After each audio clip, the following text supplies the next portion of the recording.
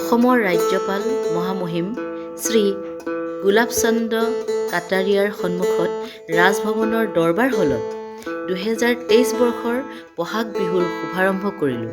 অসম চৰকাৰৰ সাংস্কৃতিক সঞ্চালক মাননীয় মীনাক্ষী দাস নাথ বাইদেউক বিশেষভাৱে ধন্যবাদ জ্ঞাপন কৰিলোঁ। আৰু আমি গোটেই দলটো গৈ খাৰঘুলি কাষত থকা আমি সকলোৱে দেখিছোঁ। গতিকে মই আপোনালোকক দেখুৱাবলৈ যত্ন কৰিছোঁ। খুব সুন্দৰ পৰিৱেশ, কুলিৰ মাতে একদম ৰজনজনাই আছে।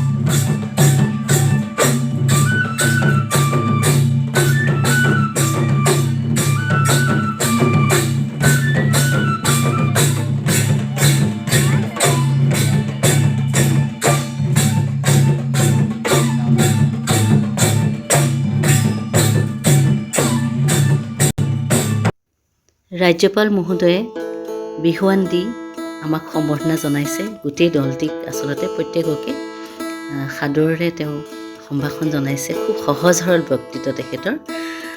লগতে আমাৰ সাংস্কৃতিক সঞ্চালকালয়ৰ পৰা আমাৰ শ্ৰদ্ধাৰ বাইদেউ মীনাক্ষী বাইদেৱেও তেখেতক এখন গামোচাৰে সম্বৰ্ধনা জনায় আৰু বিহুৰ ওলগ জনায়।